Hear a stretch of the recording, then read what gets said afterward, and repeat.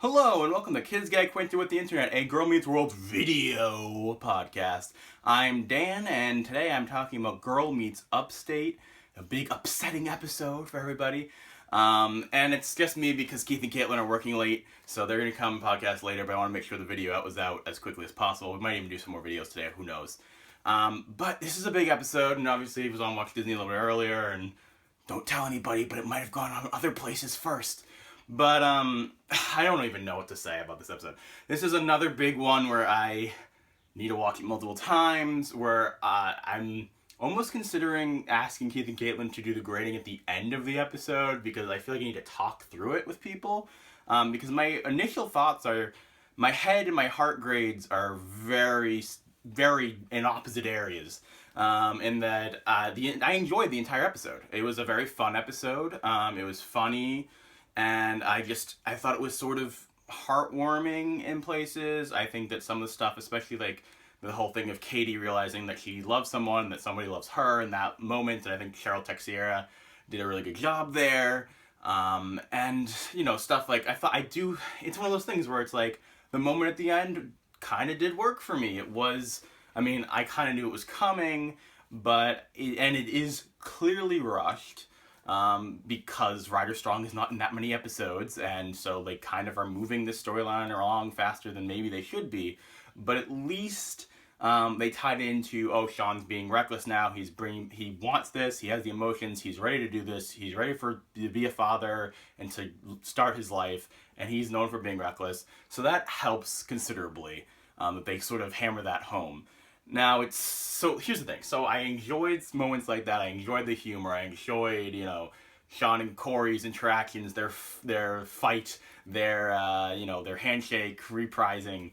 And it was all very fun. I think that there were lots of good conversations here.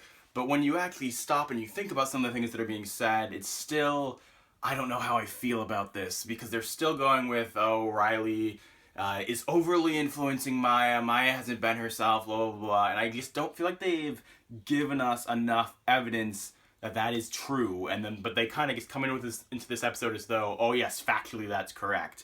And so it's one of those things where if I just accept that this is how this episode starts and that it's factually correct, then I can kind of enjoy this episode. But the problem is that I feel like Triangle didn't do a fantastic job of setting that up, of proving that to me, of making me believe it. And so then the whole drama has this undercurrent of, I don't know that I buy this. And then there's other weird things like sort of the revisionist history and how much they're really underplaying Sean actually having ever really cared about Angela.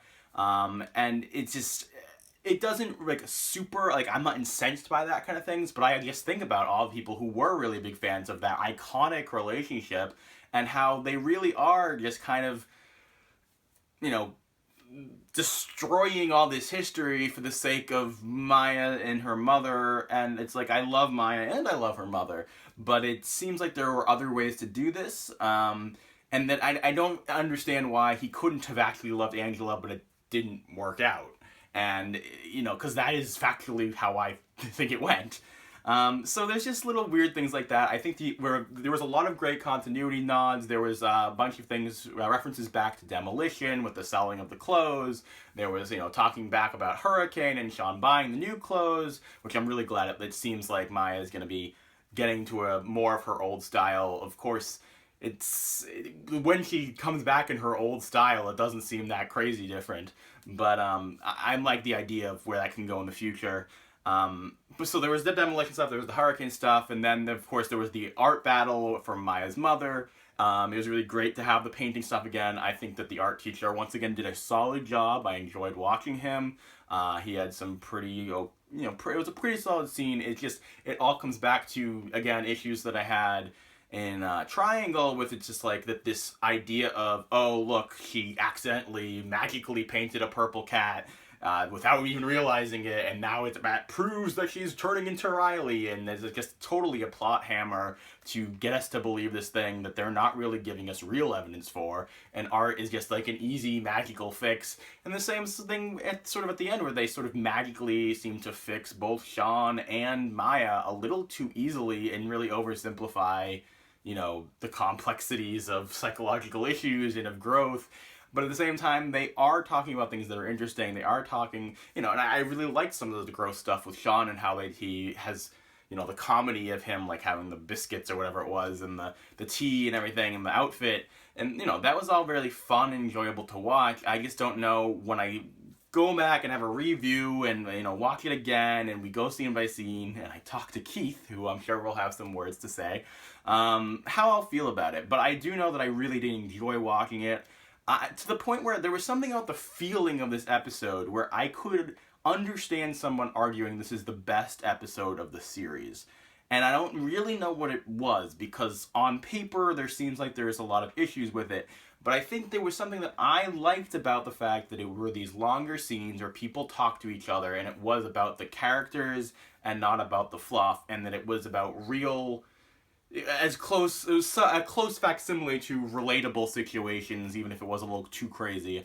And it was just an emotional episode where if you care about these people, maybe it works better than it should because you care about those people. And, I think that the ending was strong. Now, I do want to talk about, real quick, I want to say Maya with purple hair is pretty cool. They should just keep that. Secondly, the whole Lucas not really getting to say his decision. Coming into this episode, I totally thought his decision was Riley. I thought we'd get it here. And it's sort of unclear throughout this episode. I can see someone thinking that maybe he actually was going to say Maya, and that's why when everybody's like, oh, obviously it was Riley, he seems a little uncomfortable. I'm not sure what that is about, whether it's simply just that he wanted to definitively have an end. I know I sure did. There was a lot of meta stuff here about we've been waiting for years, gotta get your priorities in straight, shipping isn't the all-important thing. And I definitely appreciate that there's something to be said about, isn't it great that, everybody's making about the ships, but the ships don't matter, you don't even get the answer. The problem with that is,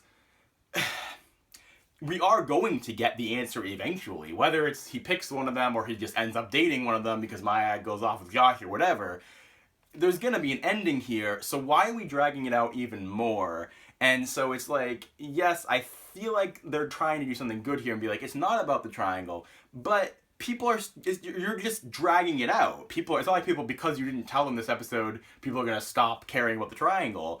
And so, again, we get a whole cliffhanger. He's making a choice, and then he doesn't make a choice. And it's pretty ludicrous at this point. And no matter how many meta jokes they throw in there, it doesn't stop it from being ludicrous. And, obviously we're heading into True Maya and Skilog, and I'm sure we'll get some more answers.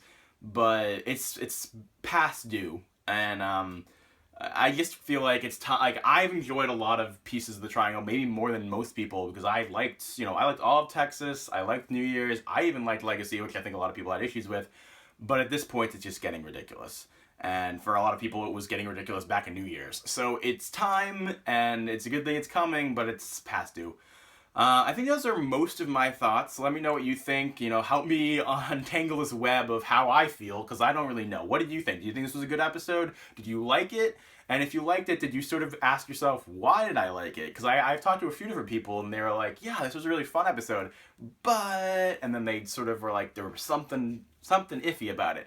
So obviously we're going to talk with Keith and Caitlin about this more. Maybe we'll do another video. Definitely going to do an audio podcast. So check us out at Kids Get Acquainted with the Internet on iTunes, on Stitcher, on Google Play Music. That's all going to be up probably either Saturday or Sunday, depending on my work schedule. And yeah, that's cool. So please subscribe to us on YouTube. Leave us comments here on YouTube. I am trying very hard to respond to every comment we get on YouTube. Even if it's mean, I'll still say thank you for being mean. So check us out on here, subscribe to us, check us out on Twitter at GMW Podcast on Twitter, check us out on Instagram at GMW Podcast. Thank you so much for watching, and I'll see you guys next time.